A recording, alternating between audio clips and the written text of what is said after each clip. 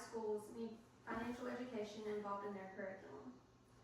Imagine graduating high school, walking across the stage, and you know how to solve y equals mx plus b and multiple quadratic equations, but you know nothing about finances, you don't know how to write a check, and you don't know how to purchase a car or a home.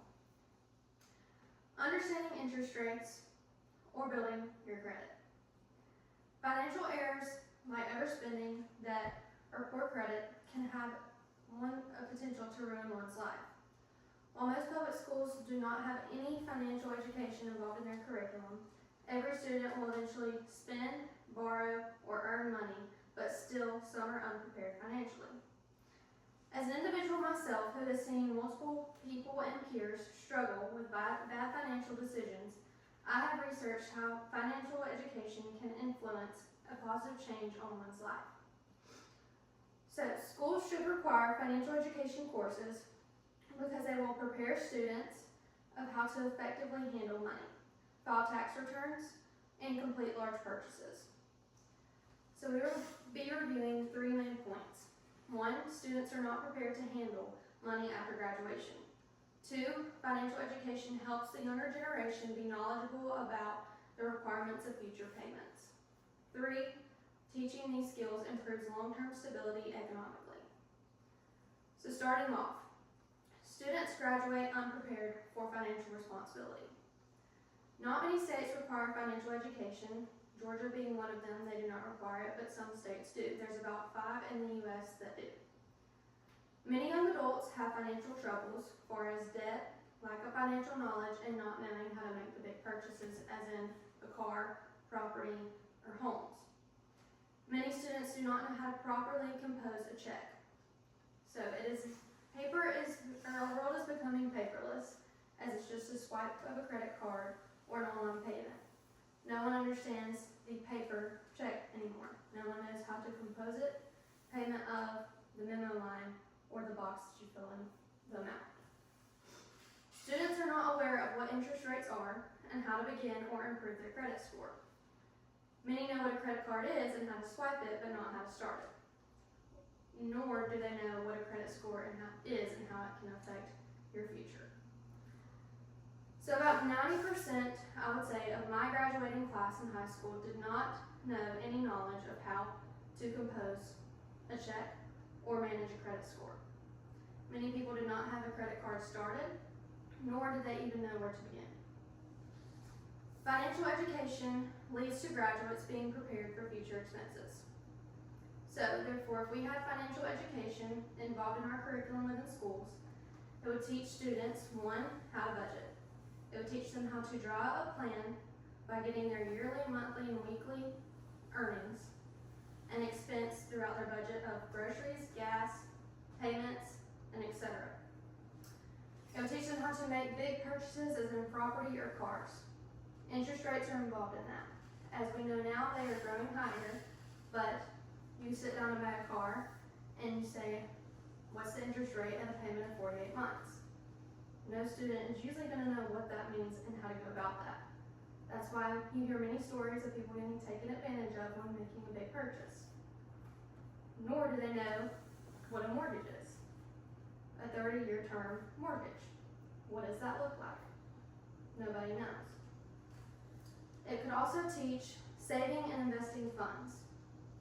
When you have a large amount of money, or you just want to invest your money, nobody knows where to begin. You see the stock market, nobody is educated on the stock market. It's all individual learning, not being taught to you. Creating and using credit responsibly. Personally, I have experienced starting a credit card, knowing what a credit score is, but multiple people that I know and talk to have no idea what that is, like we've discussed before. So, whenever they would go, and like we talked about, purchase a car, purchase property, purchase a home, you have to have a certain credit score and credit history to be able to do that. If you are taking out a loan or you're financing something. That can include multiple other things than cars or property, etc. But you have to have a certain credit history. Well, to establish that history, you have to buy something that you're making payments on monthly. many people are not aware of that. But would they be aware if they were taught? Students who take financial literacy courses are likely to avoid financial distress, build good credit, and understand the importance of being in control of your own money. Stress increases, as we've probably all seen, due to the emotional stress finances contributes to one's mental health, introducing depression and anxiety, and putting very much hard tension on relationships, as far as in marriages, starting out young, or throughout as you get older. Financially educated individuals benefit the economy, bringing it to point 3. This is going to decrease the dependence on welfare programs and government aid. Most people are not aware, but the people are the government. Welfare programs help and benefit all of our society that is not as capable to produce some amounts of money as others, which is very helpful and very beneficial that we do have this in our economy. But if we had more financial educated individuals that were not as reliant on needing these aid of programs, we would not be paying as much in taxes every year. It's going to encourage entrepreneurship, leadership, investments, and responsible money-making decisions. Entrepreneurship.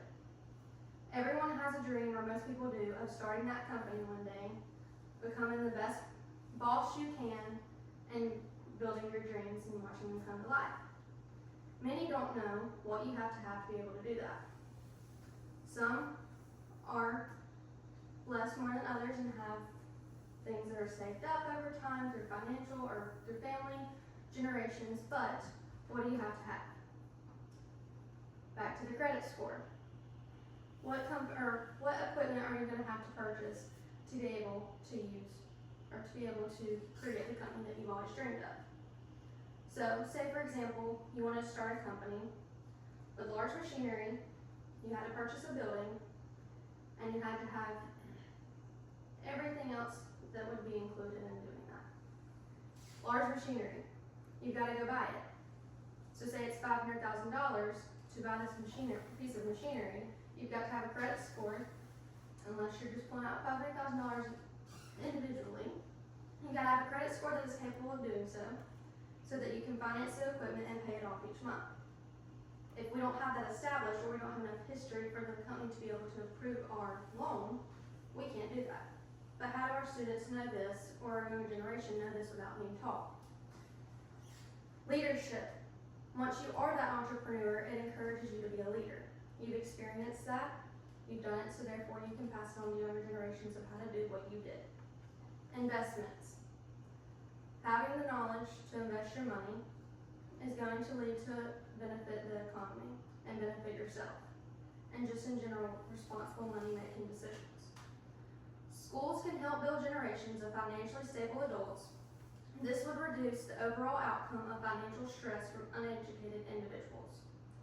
Some people may argue and believe that parents should be the ones that are teaching our children and our students how to be financially educated. Not all parents even have the financial education themselves to be able to establish a healthy money-making habit within their children. If schools taught students about finances, it would establish an equal background between each student of how to progress forward financially.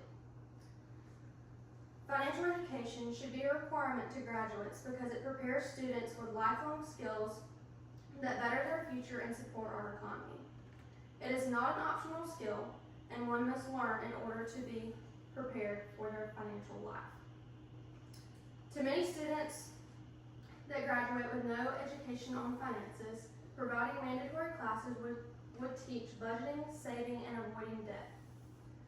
So, to support the push for financial education in your school district, talk to teachers, talk to the school board, go to the school board meetings, vote for new policies, or start a petition to bring awareness to the lack of financial education that is brought to our students.